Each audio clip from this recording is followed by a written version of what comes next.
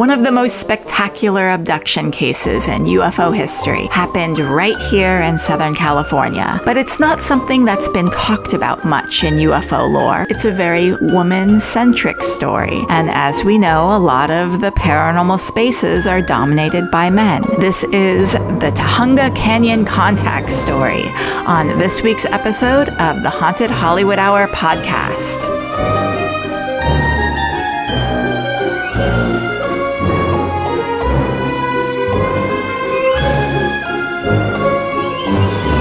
Hello, this is Haunted Hollywood Hour with Tanya Dixon. Hello, everybody. And me, Carly Heath. And today I'm excited to share with you the full, most detailed account of the Tujunga UFO abduction case. And this is the most detailed account that you can find anywhere on the internet because I read the whole entire, Beans is so excited as you can see, the whole out-of-print book on the Tujunga Canyon UFO abduction. And there are other podcasts out there that talk about the case, but they will not go into as much detail as I am about to go into. Also, when the aliens abducted these women from Tujunga Canyon, they communicated to one woman a cure for cancer. And I'm going to share with you what they communicated with her. And so if you are a doctor or a scientist and know things about things, tell me if this is at all legit. I did some Google searching and I'm like,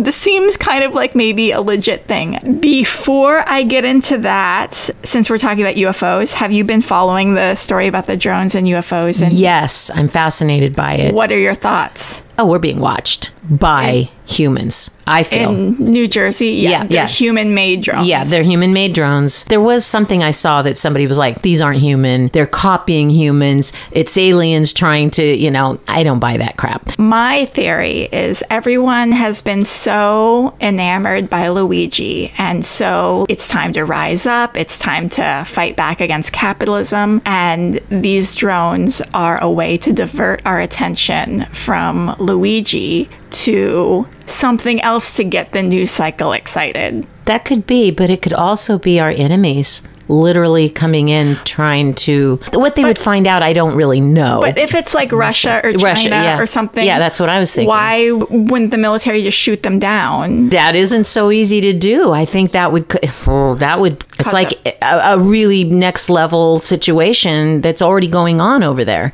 If so it's like a Cold War sort of situation? Exactly. That's how I perceive it. Cold War in modern times using a drone, which makes sense for where we're at. I am open to everyone's thoughts and feelings on this. So leave us an email, leave us comments, tell us what you think. We'll have to wait and see what happens. Or at least what they tell us. Or at least what they tell us. Yeah. And I'm going to share with you a 1950s UFO abduction story that happened in Tujunga Canyon. It's one of those that, we've heard a lot of UFO abduction cases like the Barney and Betty Hill case that get a lot of attention. This one probably hasn't gotten the attention that it deserves because it was 1950s and it was lesbians. There's this theory that the UFO space tends to be a little bit more of a male-dominated right-wing space. And so getting into depth and talking about the relationships between these women, and there's a lot of women involved, and it's a very woman-centric story. So in addition to the book, The Tujunga Canyon Contacts, which I will put a link to in the show notes. Some of this info also came from an LAist article, and a link to that will be in the show notes as well. So welcome to 1953 Los Angeles. The vibe actually reminds me of Shannon Puffel's book on swift horses, which is one of my all-time favorite books, which I just found out got made into a movie. Who's in it? Did they say who's attached? Idea. I haven't. It's actually just got released. Oh, okay. So it's out there in the world. You can watch it. I have not seen it because the book is so good, and the book is such a vibe. Like, it's not a plot heavy book. It's a vibe heavy book. And so it's like 1950s people questioning the heteronormative whatever, exploring their sexuality. And it's about this woman who, I'm going to get off topic, but it's about this woman who's married, and her husband's brother comes over. She's like really, really fascinated by him. He's gay and he lives a mysterious life. And kind of inspired by him, she starts like gambling on horse racing and exploring what can I do kind of outside of my marriage that gives me freedom. And then he is in Las Vegas exploring his sexuality. The book's a vibe. That's the big thing. So like if the movie of the Tujunga Canyon context, it would be the 1950s vibe. There's a old-timey car driving up the Tujunga Canyon, curvy, windy road into the middle of nowhere. And maybe an old-timer's like, a couple women, doesn't seem like a safe place if you're by yourself. And then the women look to each other, and maybe it's like Ariana Grande and Chappell Roan. And Chappell Roan says, "We're not alone, we have each other." And then, dun, dun, dun, night falls, the UFO. Okay, so this is a time like almost pre-freeways. The freeways are being built. This thing here, this whole four-way interchange, that was like the year it got made. Oh, it got made that early. Yeah, 1953. So Los Angeles is just sort of turning into the freeway capital of the world. I did a little research on gay culture in the 1950s, and the U.S. government is actually like super concerned in the 1950s about these subversive groups, especially gay groups, because of, oh no, communism, right? The State Department says that homosexuals are a major security risk because of their perceived vulnerability to blackmail, since gay sex was still illegal in the 1950s. And this led to a lot of raids on gay bars and laws against cross-dressing. And so this is the environment that lesbians are experiencing in 1950s. They probably wanted to be beamed up. They probably ordered a spaceship to come pick them up. I love the intersection, the mirroring, the symbolism of aliens and queer people, the idea of being on the outside the boundaries of heteronormative society, and then there's outside the boundaries of known reality. There's something there metaphorically, literarily, and so if you all are out there writing the movie of this or writing the book, the novel of this sort of thing, I think that there's some juicy things to play with here. So all the names that I'm going to be giving are pseudonyms that have been provided by the Tujunga Canyon Contacts book by Anne Druffel and D. Scott Rogo. And by the way, Anne Druffel died in June 2020, and D. Scott Rogo was murdered, stabbed to death in 1990 when he was still very young. He was only 40. And his case remains unsolved to this day. So this might be also the subject of a future Haunted Hollywood Hour. All the research I did here is like, ooh, I'm going to do a whole episode on that. I'm going to do a whole episode on that. There's so much happening here. So let's meet Sarah Shaw. Despite being very slim and gentle and refined with her dark hair carefully coiffed, in 1953, she's 21. That means she was born in 1932. And she's living a very unconventional lifestyle. She's working a factory job on an assembly line. But like I said, she's very refined, very feminine. I picture Ariana Grande in this role, okay? So picture Ariana Grande with her like little dark hair and a little bandana. She's like in a little jumpsuit and she's working on the assembly line. This is very much a film already. Rosie the Riveter style a little bit, right? I see that. And she's been going through a difficult time in her life. Doesn't really go into details about what's going on, but I'm sure being a young lesbian, working a factory job, there's probably some challenges there. And only recently had she accepted Jan Whitley as her companion.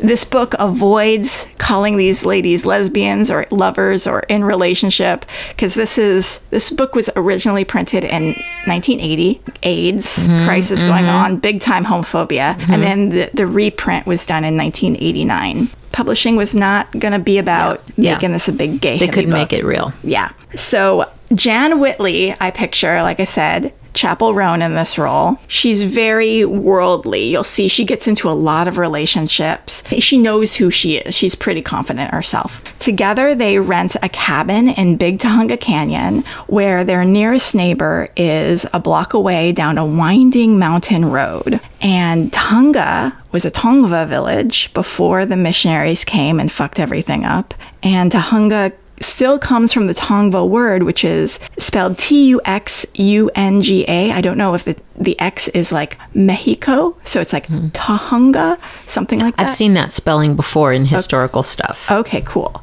It's a name which means old woman's place, and there's a story that says the wife of the chief was stricken with grief over the untimely loss of her daughter. In her sadness, she retreats to the mountains and turns to stone, and in fact, there's a large rock in Tujunga Canyon which looks like an old woman in a sitting position. Ooh, I want to go see it. See, I love the woman vibe happening with this whole story. This is a story of women on the outside, women who then have an encounter with something even further outside, and then how they navigate society and coming to the truth, and also figuring out their own authenticity and their own, who am I? Who am I if I were to strip all of this societal expectations away from the burden of the heteropatriarchy? So during the LA flood of 1938, in fact, Big Tujunga Creek reached its maximum and flooded a whole bunch of buildings and,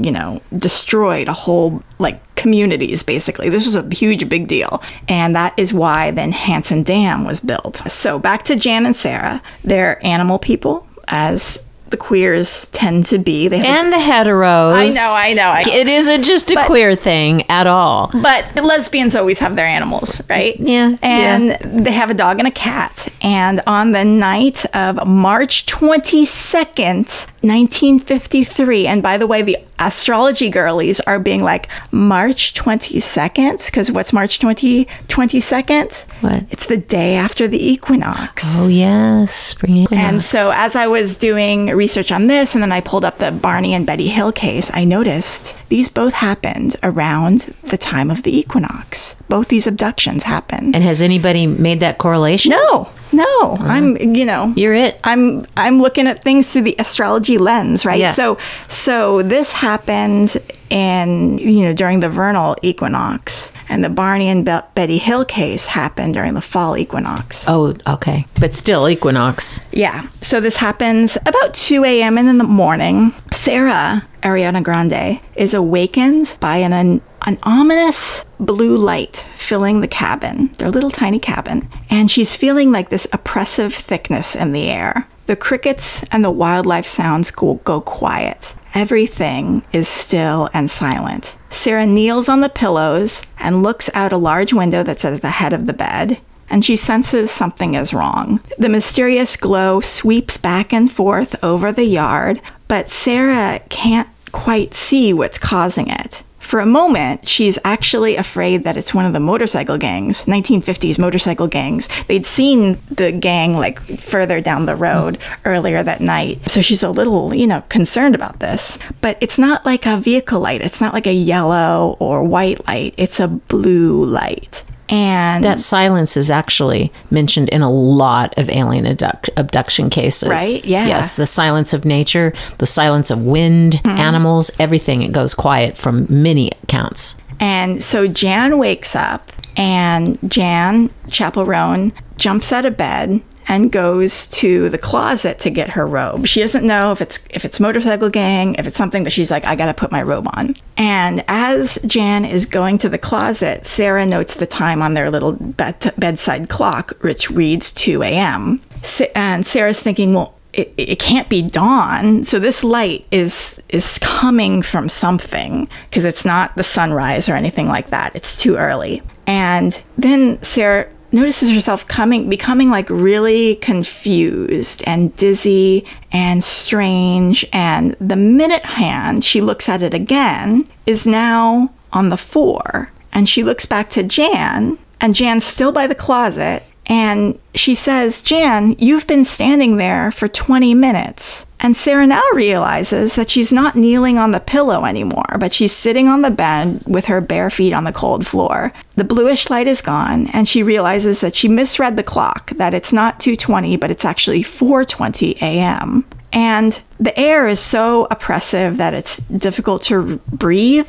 And actually, Sarah recently had a lung surgery, so she's worried about being able to breathe in her lungs. And so she's wondering, is the heater on? Is it leaking fumes? She goes into the kitchen, and in the kitchen, the heater's on, but it's fine. There's no fumes coming from it or anything like that. But the animals are underneath the stove in the kitchen, and they're extremely sedate. They look like they've almost been drugged. So Sarah and Jan become just really concerned. They take the animals, they run out to the car, and Jan looks over and sees a figure, a filmy apparition near a bush between the house and the car. And to her, it looks like a man with long hair streaming down his back. And she just gets this feeling that he has like a benevolent vibe to him. But this is like the 1950s. This isn't like hippie, long hair dude was common. Right, you didn't see that. Yeah, you didn't see men with long hair. And so they go stay at Jan's foster parents, and their good friend Emily Cronin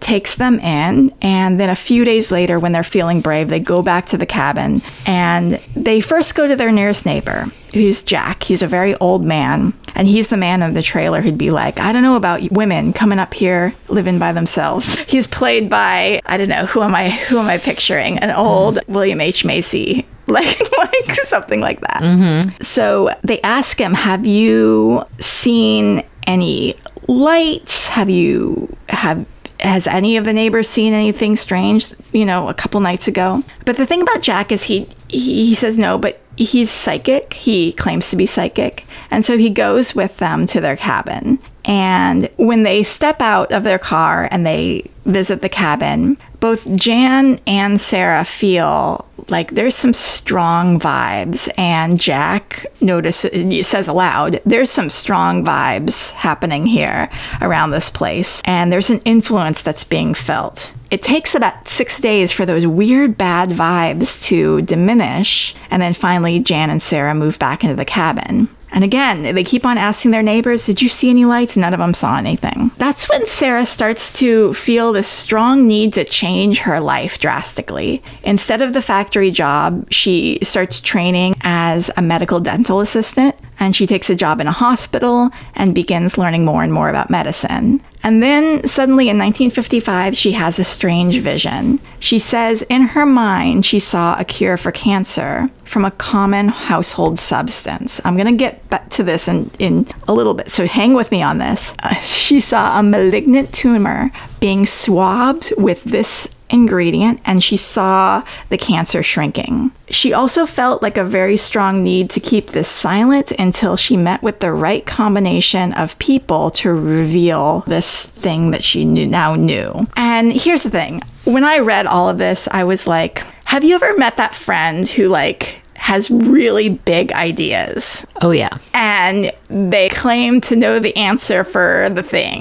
Oh, yeah. And I have they that get friend. real excited. And so I was like, I think she is maybe being a little bit delusional here, right? But then I'm going to come back to this. And I had a change of heart after some things get revealed. So, you medical dental science people, listen, think, tell us your thoughts when I get to the whole reveal of this. So, Sarah, breaks up with Jan, moves to the Southeast. And in 1970, she actually tries to tell a doctor about this cancer cure, but of course was ignored. Because imagine some little lady, Ariana Grande, coming up to you and being like, I know the cure for cancer. Right. And the doctor being like, I'm sure you do. Yeah. Not well received. She married a man, actually. I think she ends up getting married to a man, to two different men. She tries to live the life of a typical American working wife. As there's starting to be more public attention about UFOs and in the news, Ann Druffel's name comes up, who's the author of this book. She's the project coordinator for the UFO information center called Skynet, which is a very Terminator name,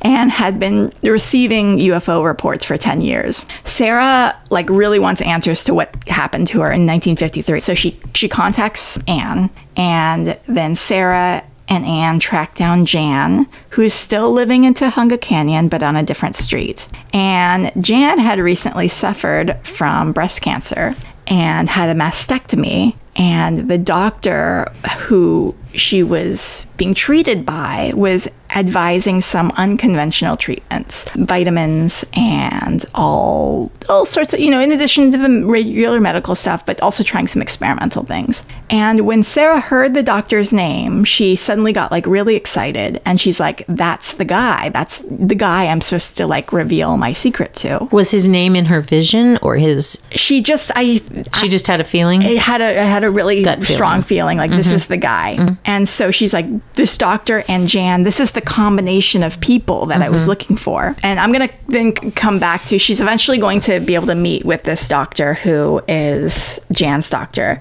But before we get to all of that, she has to be hypnotized to find out what exactly happened during that missing time thing that she experienced in 1953. So she's really excited about meeting Anne, who's going to help her uncover what was my whole UFO abduction experience, what occurred in this missing time. And so Anne is like, you need to be hypnotized by this doctor. He's the guy who's going to do it. And he's a legit guy. He works for the LAPD and their behavioral sciences psychology unit thing. So his name is Dr. Martin Reisner, and he is going to do a full hypnotic regression to find out what happened in those 2 hours and 20 minutes. And first, the doctor, he's legit. He does like a full psychological evaluation on Sarah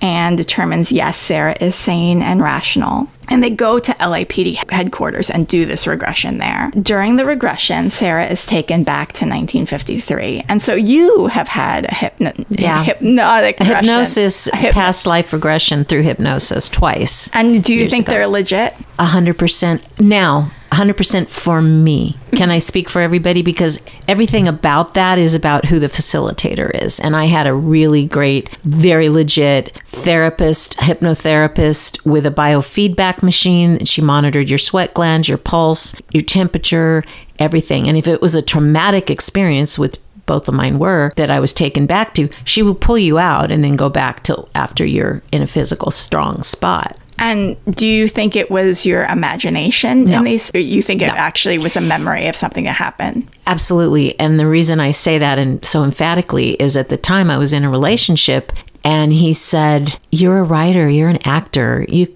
make up all that stuff. And I said, first of all, I hate that when people say that, because when you're getting paid, you can turn it on, but not just getting paid. When you're consciously doing it, why would anyone put themselves through trauma? There's enough trauma in our lives. Why would you go to a distressing place? Because here's the thing. A lot of people will say, oh, everyone that does past life, they were a princess and they were a king. No, they weren't. I was not. I was in two very traumatic situations. Why would I put myself through that? And to this day, it's stayed with me like a movie that I saw yesterday. Exact smells if I, drudge it up. I want to be hypnotized. But make sure you do it. With you guys, if anybody ever does it, and you too, Carly, really do your homework on who your facilitator is. That's super important. Okay. So I kind of think this guy, this psychologist, hypnotherapist guy, he's pretty legit since he works for the LAPD. Right. I would consider that a legit guy. Yeah. And so during the regression, Sarah's taken back to 1953. And she's there. She recalls kneeling on the bed and then seeing Jan go over to get her robe. And then she sees people coming towards them, walking through the yard, one in front and another farther back. So she's seeing this out the window. And then she says, it's like all of a sudden, a bunch of people came into the house. And they're described as wearing something like a black skin-tight outfit that covers their head and the way a skiing mask does when just your eyes are visible. That's terrifying. But also I'm taken back to the Ariel School story in Zimbabwe. Are you familiar with the Ariel School story? So in the 1990s, 60 school children in this school in Zimbabwe saw a UFO land and saw aliens get out of the UFO and described them as wearing skin-tight black outfits. Then the aliens communicated with them telepathically about the importance of saving the environment. And now these kids, even today, they're grown up. They remember everything. They're like, no, this wasn't my childhood imagination. This actually happened. I saw a UFO land. I saw aliens wearing skin-tight black outfits get out of the UFO in broad daylight and then communicate telepathically with us about saving the environment. Wow. What year was that? This is early 1990s. Oh. This is all documented in a lot of UFO documentaries, but most recently in Encounters, which is on Netflix right now. That's a good UFO series. I think there's 4 episodes. Yeah, I started it. I've got to go back to it because I'm in the middle of 10 things I'm binging. So yeah, got to go back to that. Yeah, and they also do the Fukushima nuclear thing with the orbs over it, which the orbs over it kind of remind me of the New Jersey things too. I don't know. It's a good series. Check it out. But that's something that pinged on me. These little aliens here are wearing the skin-tight black outfits. The Ariel School in Zimbabwe, 40 years later, are wearing the skin-tight black outfits. Something there. And she feels like these people that have now entered her house are in control of her. And this mirrors similar reports from other UFO abductees that aliens have taken control of their mind and their body. And the book relates another story of an abductee who the aliens gave him pills and he just took the pills, swallowed the pills without even questioning it. Now, Sarah is more compliant. Sarah is Ariana Grande. They put their hands on her. They tell her where to go. She goes with them. Jan, Chappell Roan, is like putting up a fight. The aliens take Jan and Sarah by their arms, and the rest is in fragments. She sees the UFO hovering among some trees and near a stream, like they're walking outside of their house through the trees to the stream. She describes its shape as resembling the planet Saturn, round with a rim-like platform encircling it. And Sarah realizes that she's walking above the stream as if on an invisible conveyor belt. And she draws a bunch of pictures afterwards describing what she sees. And so it kind of looks like she's traveling along a beam of light. And she's taken to a tall, narrow door. And the beings glide right in because they're really narrow and tall. And the human shoulders are too wide for the door. And it's never explained how they get in, whether they pivot or what, but I just thought that was an interesting detail. But Sarah notices Jan is really fighting with them. She's throwing her arms around, she's trying to get away, and it seems clear at this point that they're inside the UFO, and the aliens want to lift up Jan's pajama top, but Jan doesn't have a bra on. Jan has always been really self-conscious about how big her bosoms are, and understandably it's like these strangers are like wanting to inspect your body. You're gonna put up in a fight. It's really interesting though how Sarah is just feeling totally complacent. The interior of the ship is dome shaped, and there's an instrument panel that's the height of a desk on one side. A transparent wall divides the lower half into 2 sections, and on the left, that's where there's a large doorway to a larger chamber. She sees a chair on wheels, and Sarah sees Jan over there suddenly calm, as if they've given her a shot of some sort.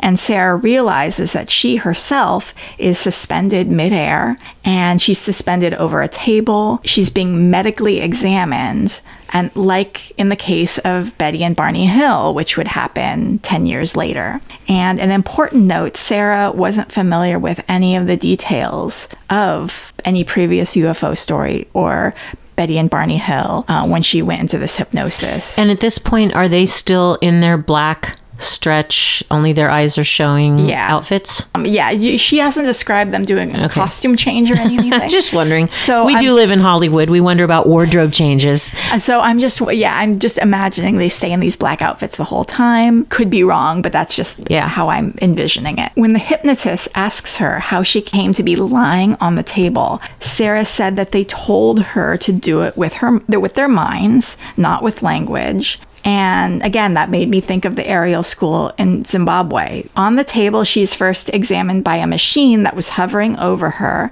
and then actually physically by the aliens. And Jan is being examined at the same time in another room. I'm sure she's now like sedated from the shot. The aliens are especially interested in Sarah's lung surgery. The scar from that surgery fascinates them. She says that she would like to, since they're pointing it out and really looking at it, she has this feeling where she wants to explain to them what it is, but she notices she can't talk. She feels tranquil and euphoric. It makes me think laughing gas or something. And she recalls them putting something like a number on her back. Oh, do you have the book? I'll show you what the number is. Yeah. And she describes the number as looking like a 4, but doesn't. So I'll show you the picture of this number. And I don't know how she knows, since it's on her back, I don't know how she knows that this is what the number looks like, but I think mentally she just knows. She was given the vision, probably. Yeah. And it's this. Are you familiar with the symbol? Mm-mm. Okay, so that's the symbol for Jupiter. Oh, it does look familiar. Yeah. Oh. And Sarah didn't know this, but I thought that was really interesting as an astrology girly. And so I'm just looking at the two astrology charts side by side of the Betty and Barney Hill. They both happened near the equinox, so not exactly on the equinox, but one, Sarah and Jan, was the spring equinox. Betty and Barney was happening near the fall equinox. And in Betty and Barney's case, the moon was applying. It's almost conjunct Jupiter. So the moon is at 26 degrees Capricorn and Jupiter is at 27 degrees Capricorn. And then on Sarah and Jan's case, I noticed that Jupiter is on the descendant, like almost conjunct the descendant of this abduction chart. And the Jupiter is applying to Uranus. Jupiter's exalted in Sarah and Jan's astrology chart. And both cases have Jupiter kind of prominently placed. On the Betty and Barney Hill case, Sagittarius, which is ruled by Jupiter, is on the descendant. And in Sarah and Jan's case, Jupiter is like right conjunct the descendant. Jupiter is like a planet that's associated with long distance travel, with like good luck too, and intellect, and it's a very benefic planet.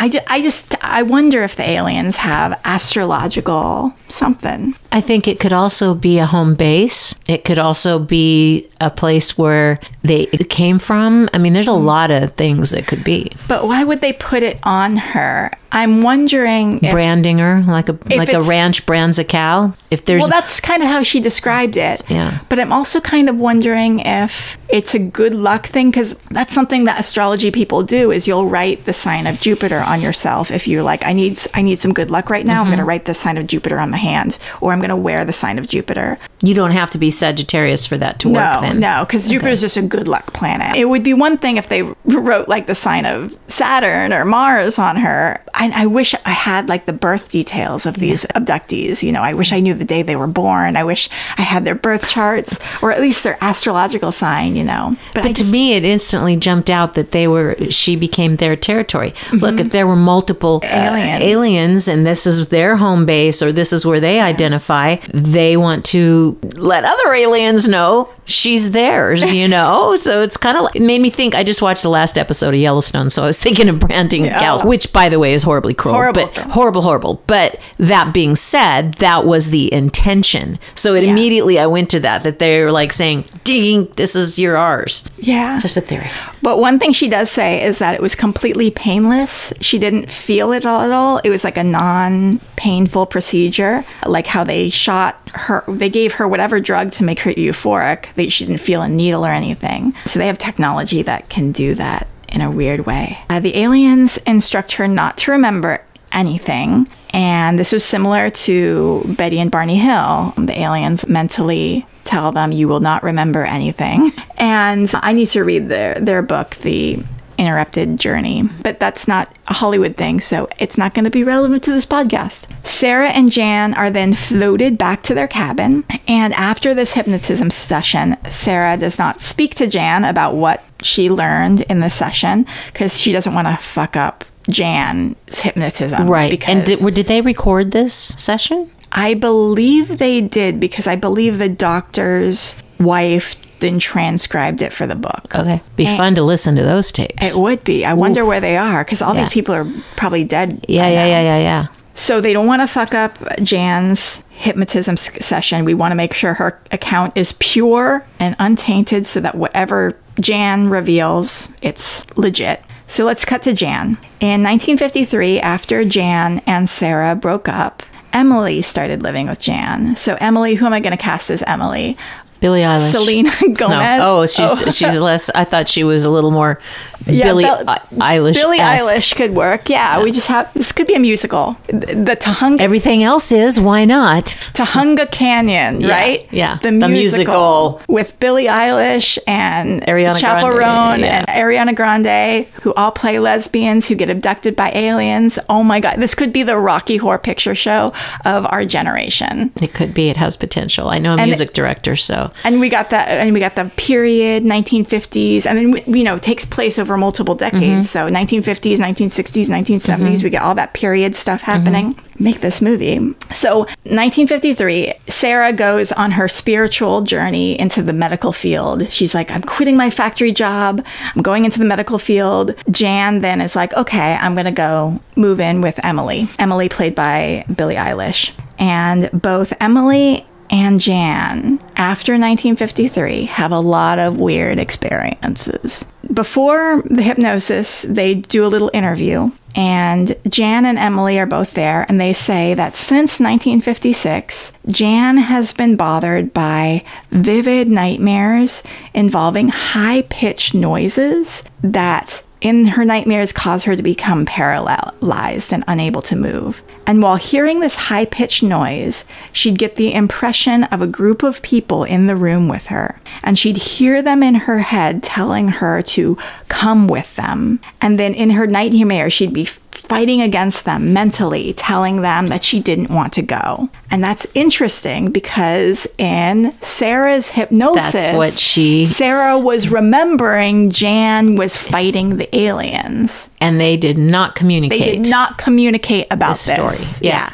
at all. Emily wonders if the nightmares were triggered by an incident that she and Jan experienced earlier in 1956. Now, check this out. This happened in 1956, not 1953, which was the original abduction. In June of 1956, Jan and Emily were returning from a trip to Lake Isabella with Emily's young son, Bobby. And she says, like, Bobby came from a mistake that she made earlier in her life when she married a man. You know, she had a relationship, or I don't know if she married him, but she had a relationship with a man. And she's like, I shouldn't have done that. And I thought that was interesting. That was like the only hint of she was having her lesbian awakening, right, with Jan. So there's lots of traffic on the Ridge route that they're taking back from Lake Isabella. So they pull over hoping to rest their eyes and wait until traffic passes. And while in the car, they go to sleep and were awoken by a bright light and a high-pitched sound. And Emily remembers this, and Jan remembers this. They were both paralyzed. They could not move. And the car starts swaying. And they see a dark figure at the back of the car. And then time goes missing. They don't remember what happens. And finally, they're able to move. And the way Emily tells this is she's only able to really move when she really starts concentrating. Like in Kill Bill, Uma Thurman's like, move your little toe. Like she says, that's what I had to do as a child with all the sleep paralyzations that we talked about. You have to like really... You start, and my mom is the one, my late mother, she had it too. And she said, what you got to do is you got to start with your little toe and work your way up. This is weird because I've never talked about that with anybody. And the only time I had it as an adult was the story I shared previously about the house and the spirit. But as a child, I had it happen all the time. Ooh, where was I going? And that was what I would do is wiggle my little toe up my body. Yeah. Ow. Finally, the spell breaks. And they are like, what the fuck just happened? They go to the restaurant down the street and they talk about it. And both Jan and Emily experience the exact same thing.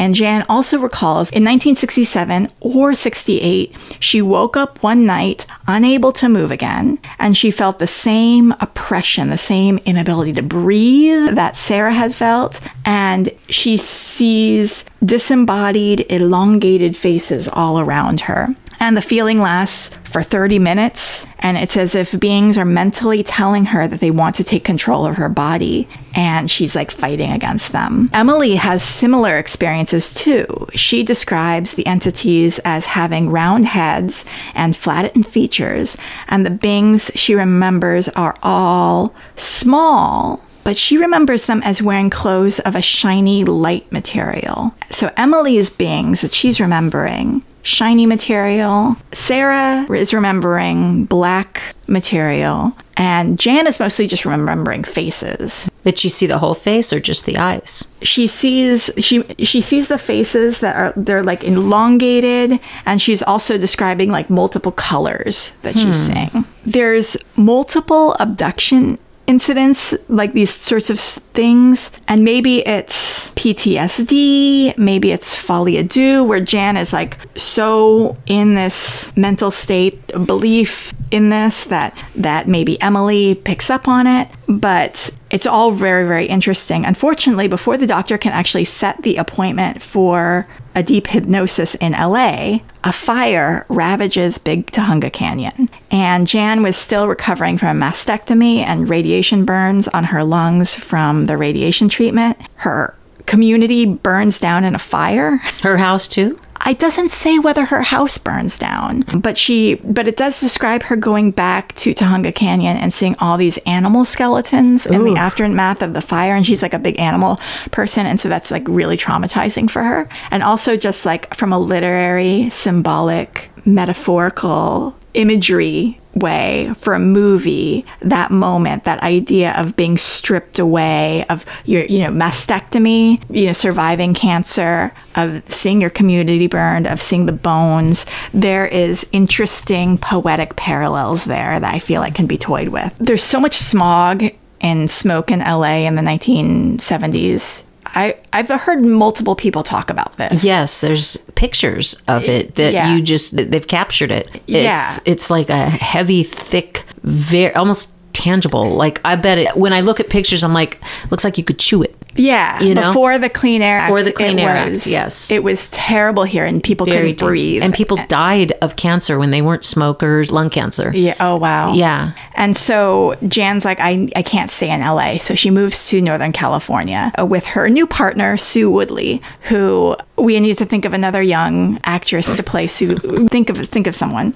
So a different doctor hypnotizes her up there. Way too much is made of the transition between LA and Northern California. So the film needs to cut to the chase here. But during the hypnosis session, Jan has a hard time recalling anything at first. Jan is extremely resistant to hypnosis, and I wonder if certain people can't do it. Like Sarah was very pliable with the alien. Sarah was, okay, I'll go with you. Okay, hypnosis. Okay, I'm in. Done. I've read that a lot because I studied it a little bit, and there's definitely people that, a lot of metaphysical things, that's true. There's people that Reiki doesn't work, and other people, they say it saved their physical ailment, Actually, acupuncture's like that too. So I think there's a lot of metaphysical things. It's really about who you are. Yeah. And certainly hypnosis is one of those. Yeah. So Jan, who fought the aliens, Jan is fighting hypnosis. She can't do it. They even ask her about, what was your childhood like? And she's like, I don't remember. I kind of love Jan in a way, because Jan and Sarah are the exact opposites. Jan's like very worldly, but Jan's like,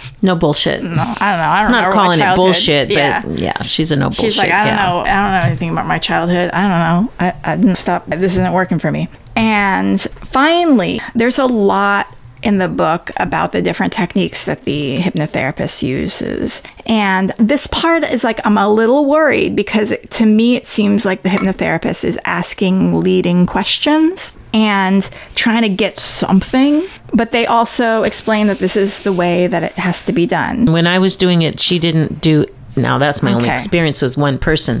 There was no lead at all. Okay. No questions. Okay, so finally she's able to remember the night in 1953, and she's able to remember getting up to get her robe and then being paralyzed by the closet. And she's not able to move or breathe. And so that confirms what Sarah saw, which Sarah saw Jan go to the closet and freeze. And she describes an inexplicable feeling coming over her that she's never experienced before. And I think this is also a thing. Jan seems to be having a real hard time describing emotions and describing feelings. And like describing her feelings is almost not okay. Like she doesn't know if it's okay to describe your feelings. And I think this could be a really fun character thing to play with in the movie, is the idea of Sarah like really, being into exploring her feelings and understanding them, and Jan being like, am I allowed to explore my feelings? Do I want to? Maybe she didn't want to. She even, while watching Emily get hypnotized, and Emily describes it as being cold, Jan's like, oh, I didn't know I was allowed to say that it was cold. Wow, okay. So she describes an inexplicable feeling coming over her, something she's never experienced before. Because she's not good with words, she doesn't tell us what it's like. She remembers seeing the lighted face in the bush as she's heading to the car. And that's it. That's all she remembers. There's a lot of, let's see, the hypnosis session does reveal that Jan's nightmares about the shapeless, formless creatures that are trying to get her to go with them, those actually start in 1953 after the 1953 abduction. So she had thought that these nightmares were 1956 after the being paralyzed in the car. Sure. But hypnosis reveals that no, she'd been having these nightmares since 1953. And in a conversation in 1979, Jan theorizes that she's, for some reason, the root behind Sarah and Emily's experiences. And other women that she lives with and that are in their circle, like Sue and Joe and Lori and Tony, they all start coming out of the woodwork to share their weird UFO experiences. So it's like everyone around Jan starts having these weird things happen. And I think that's really interesting. Like, what if Jan was the target of the alien? And they're like, we're going to study you, Jan, and we're going to study like all your circle. And that also just is bringing me back to the Jupiter thing. What if they branded, I don't know if this is true or not, but what if they branded Jan with like a sun, and then they branded the different people in her circle with like other planets that are orbiting around her? And well, did anybody speak of that? No one did. Carly did. I'm just like, just Carly. Just that would be interesting. Creative license in the film. Yeah, and this is an idea for the film. Okay, so now it's time to get back to the cure for cancer thing. So Sarah believes that the aliens implanted in her mind this cure for cancer. It's vinegar. And so I read that. I'm like, okay, whatever. Any particular kind, like apple cider? She says that you're supposed to douse the tumors in vinegar. And that's what the aliens showed her. She goes through a whole process to meet with Jan's doctor. I mean, you can't just like go to a doctor and be like, hey, can I talk to you about my cure for cancer? Yeah, that the aliens gave me. But she also wanted to be really honest and upfront, that she wasn't like seeing the doctor as a patient and wasting his time. She wanted to let him know. So she goes through a whole process. She's very repetitive with him. She sits down with him finally and is able to talk to her. And he actually listens to her. And if you're a doctor or a scientist, tell me if this makes sense or not. But at some point, Sarah had been informed that there's a lot of acetic acid, which is essentially vinegar, around tumors when they're growing.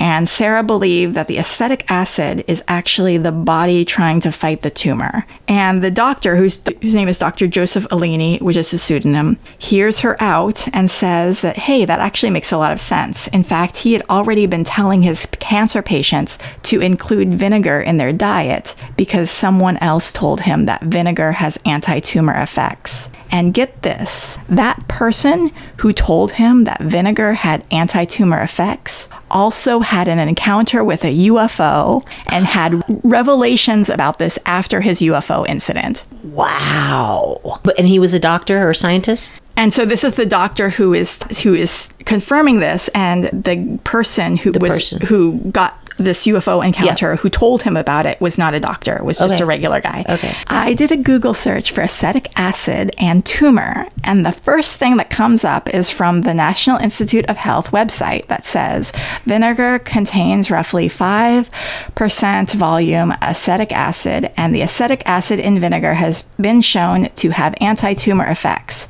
Indeed, in a previous study, we reported that 0.5 volume percent acetic acid induced cell death, particularly in cancer cells. The paper also says some types of vinegar also show anti-tumor effects. Normally fermented sugarcane vinegar, Kibisi from Amami Oshima Island, induces apoptosis in human leukemia cells. Additionally, vinegar produced by rice shoshu post-distillation slurry suppresses the growth of tumors and prolongs lifespan in mice bearing solid tumors. There's literally paper after paper about acetic acid killing cancer cells that goes back to 1988. That's amazing. Wow. And under hypnosis, she's recalling everything. She also uses the word occasionally acetylsalicylic acid, which I probably pronounced wrong, which is aspirin.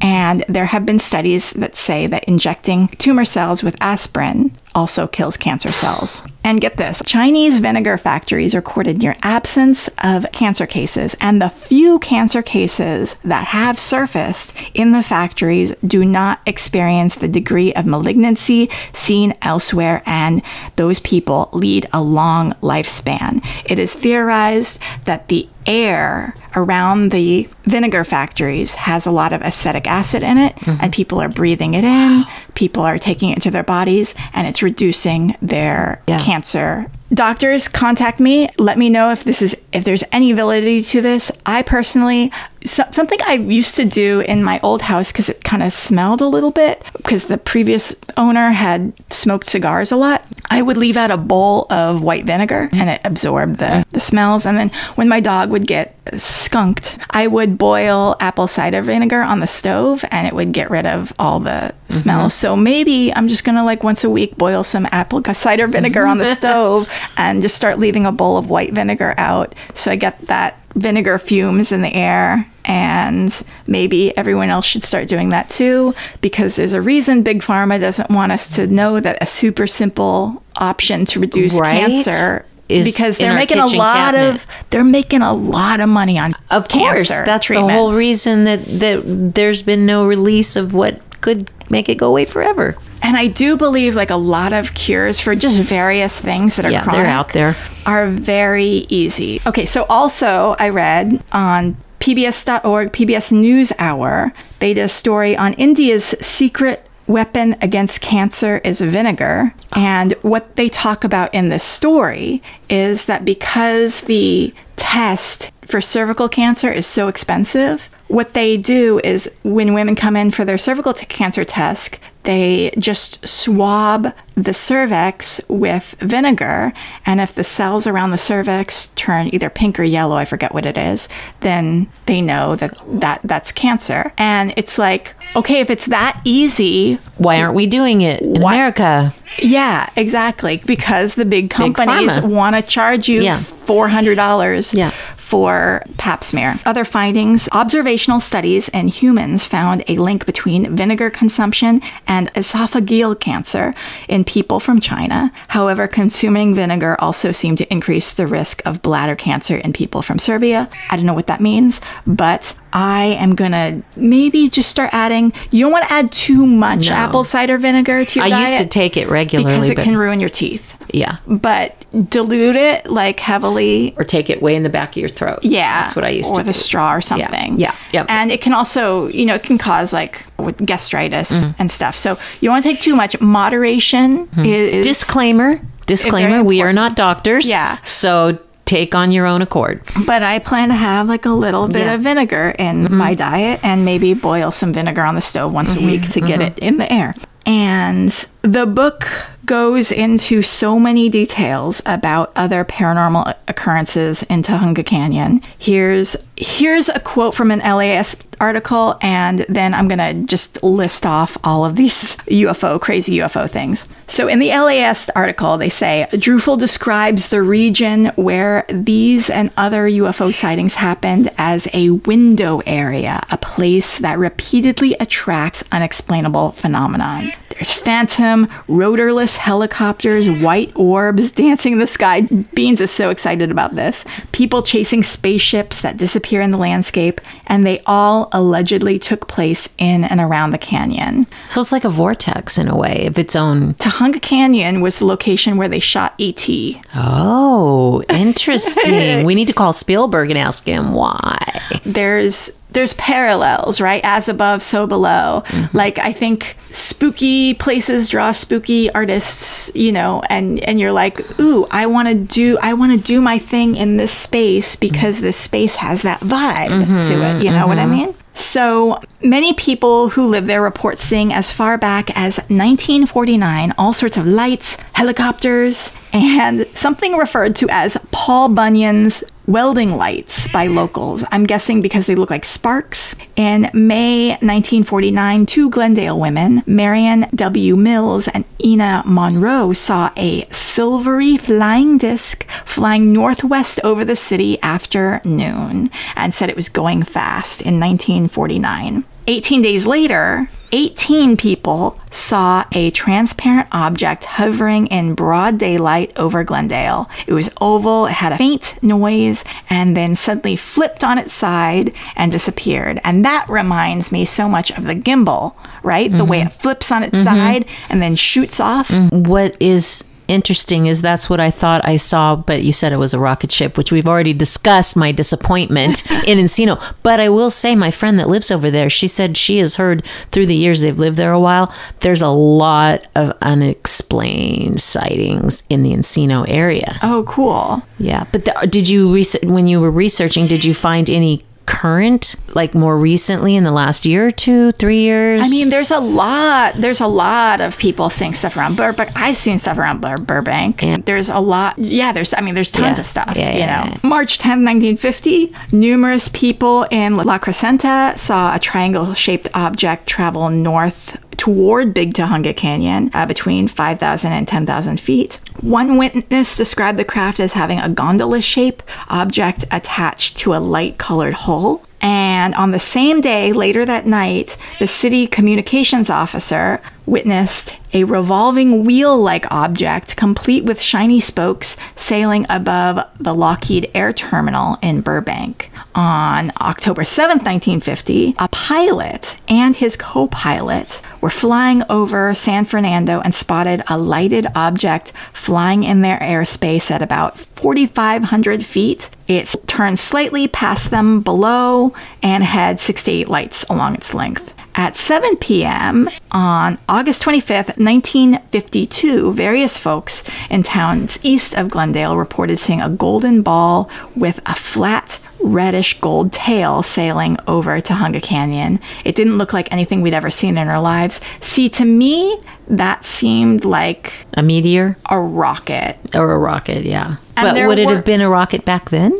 There was this whole Nike missile Cold War era stuff around. Okay. So it might have been a test launch of a missile. Yeah. What about a meteor or a star burning out? Well, a meteor would be super fast. It wouldn't hang around like that. What about a star burning out? Well, that would be like a supernova. That would be something that you would see for months and months and months. Oh, okay. Way off in the distance. I clearly need to take a trip up to the Griffith Observatory to upgrade my knowledge of these things. Yeah, but so I was thinking, okay, that could be a rocket. Yeah. On January 25th, 1954, at about noon, a woman sees two objects spinning around one another, a brilliant bluish-white one with edges that appeared to be sawtooth, and she watched them for 15 minutes. On May 19th, 1955, thousands of residents around La Crescenta, Tujunga, Sunland, Montrose, and San Fernando saw a mysterious silver-colored object floating high above the Tujunga Canyon area. A guy named F.K. Morris in La Crescenta observed them through binoculars for about 15 minutes, and a sergeant named James Thorpe and multiple deputies from Montrose watched the objects until about 8 p.m. In 1957, there were 2 more sightings in Glendale. In 1960s, misty gray light people appeared to local school children who were camping in the wilderness there. And location. Tujunga, for those of you that don't know, is very adjacent to the Glendale area. Yeah. Tujunga is like on the Glendale border. Yeah. And October 9th, 1967, 2 people followed an object from their North Hollywood home all the way to the entrance of Big Tujunga Canyon when their car finally broke down. North Hollywood to Big Tujunga Canyon, that's like no traffic, that's like a 20-minute drive. Yes. 2 witnesses were able to get to where the object anchored itself. They saw a ball of flame and an electrical beam. They followed it until the sun came up and lost sight of it. Throughout their entire chase, the object was only a few hundred feet above the ground. Did they experience a time lapse? I was just thinking that. There was a flood of Bigfoot reports in 1972. Their heads were described as peaked or conical. One observer said they looked 12 feet tall. Sometimes observers described that the creatures could be invisible and could become invisible. One researcher described the creature as making him temporarily blind and speaking to him telepathically. Now I want to do a whole Bigfoot episode. There seems to be a lot happening there. I wonder why it's so active in that general vicinity. Well, I wonder if there's like a Native American connection there. Yeah. And just it's like you go from city to, and then that's the wilderness. Well, that's a good point. That probably wouldn't have any room to do all their alien things in other parts of the city. Yeah. We also get a very detailed story that took place over the course of many hours and started around 8 p.m. on September 3rd, 1975. And I probably will devote a whole episode to this story. 2 women, Mrs. Violet Cromwell and Mrs. Celia Bryant, followed the sound of helicopters to see a round, brightly lit object hovering above the hills with helicopters circling around it. She watched through binoculars and was joined by many other witnesses, and the object was vibrant blue-green on top with a white middle and a glowing red bottom, and it somersaulted in the air, changed shape, then instantly changed altitude about 1,000 feet at a time. Again, that reminds me of the gimbal in 2004, right? Yeah. And 2 helicopters, and then 2 military jets went after it. And at 10:30 that night, so she started watching this at 8, and now it's 10:30. And she sees lights from the Nike missile base. So there's these Nike missile bases all over Southern California during the Cold War so that they could launch missiles. And it was hidden on Mount Pacifico. And she saw all the lights go on. And then after about 3 hours, the object moved west, followed by helicopters. And then the next day, the witnesses all had sore eyes that were streaked with red, and that condition lasted for days. Wow. So this is a case that lasted for hours and then had after effects that lasted for days. And did anybody in the professional world of science or, space exploration, did anybody get to see this? I'm going to do deep dive research and find out. I would love to know what documentation there was. I know. Yeah. Me too. I'm going to research that more. Okay. On February 1st, 1977, at 8:40 p.m., 2 officers in a police helicopter were confronted by a bright yellowish light at their level, and the object stayed with them for 2 minutes. They said the object was a dark black cylinder above the light, about 10 to 15 feet high and 5 to 8 feet wide,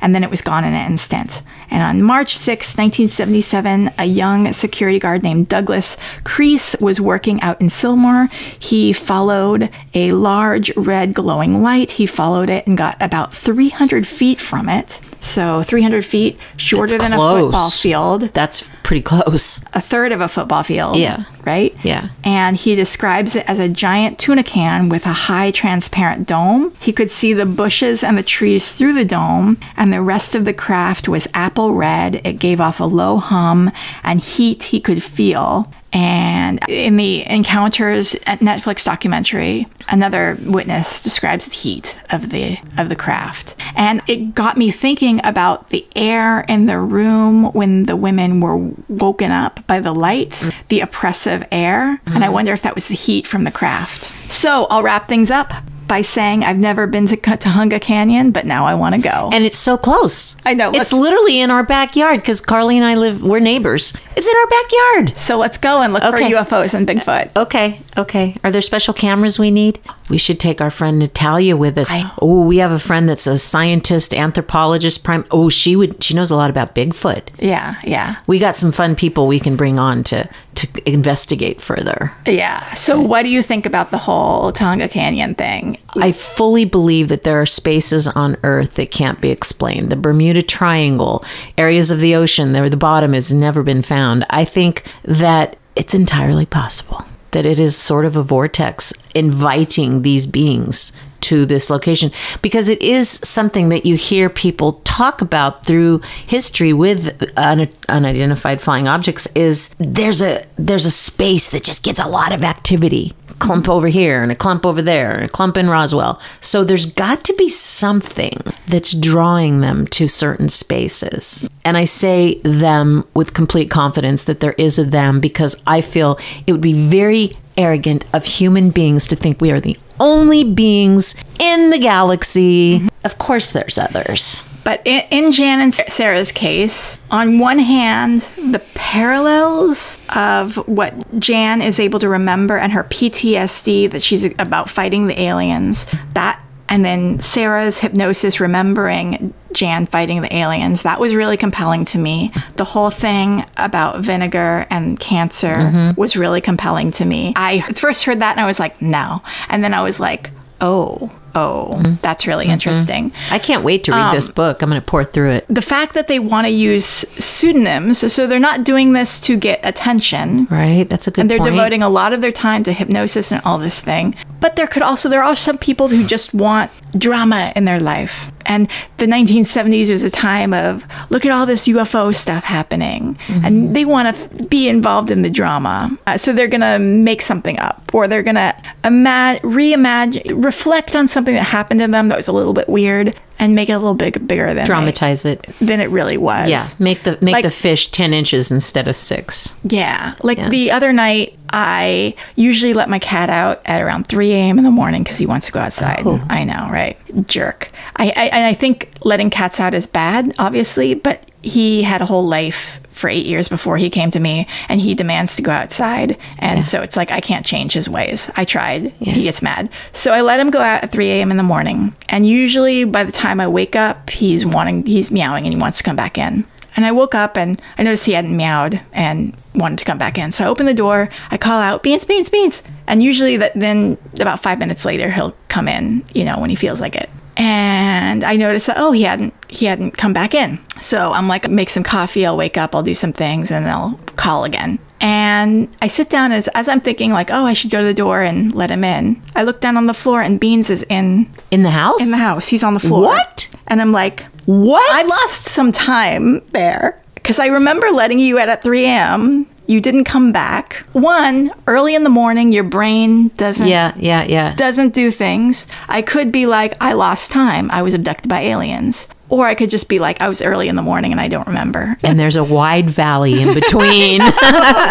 Dang. That's a spooky thing, too. That was going to be my spooky story. That is a spooky story. Well, I will say there's one alien story that I particularly love. It's Saturday Night Live with Kate McKinnon. If you guys, have you seen it? Her version of being abducted? Oh my gosh, it's funny. I think I have. Oh, you guys, if you have not, go to YouTube now and Google Saturday Night Live Kate McKinnon alien abduction. It is one of the funniest sketches of all time. She's brilliant. I'm not going to give you guys any hints, but you will laugh laugh, but it is about an alien abduction. Oh, it's cool. funny. So what are you looking forward to? Well, the holidays are coming up this week, and I don't do a whole lot, but some more Christmas type gigs. A couple friends and I are going to work on, after Christmas, probably the week after, some outtakes for a music video we're going to do with a friend that's a musical director that we met from the radio play, who's really talented, and she has some songs, Christmas songs, so she wants us to use some of the beauty around the Christmas lights and stuff and do some B-roll for something that we'll be shooting like a few months later. So that's kind of cool. Yay. What about you? What do you got going on? What are you looking forward to? There's a chance I might get to interview Jane Fonda. What? I'm really excited about that. Okay. But wow. There's a really narrow time frame. I told my boss, I'm like, I will make myself fully available over the holidays 24/7 if this could be a possibility. And it would be happening over the holidays? I don't know. It has to happen before January 9th if it's going to happen. So dang, Carly. We're going to manifest that for you. It would be really cool. Beyond. I would be stoked. She was lovely on the picket line the one day I saw her out there. Her and Lily Tomlin, they were really cool. Yeah. Very friendly. Oh, that's so exciting. Yeah. So that's it for this week. Next week, I'm sure we'll have another crazy, awesome story. And if you guys have any crazy, awesome stories, oh my gosh, please let us know. Have you been beamed up? Have you been probed? Have you seen strange figures? We want to hear about it. Yeah. And give us a follow on Instagram at Haunted Hollywood Hour, and follow us wherever you get your podcasts. Bye. Bye.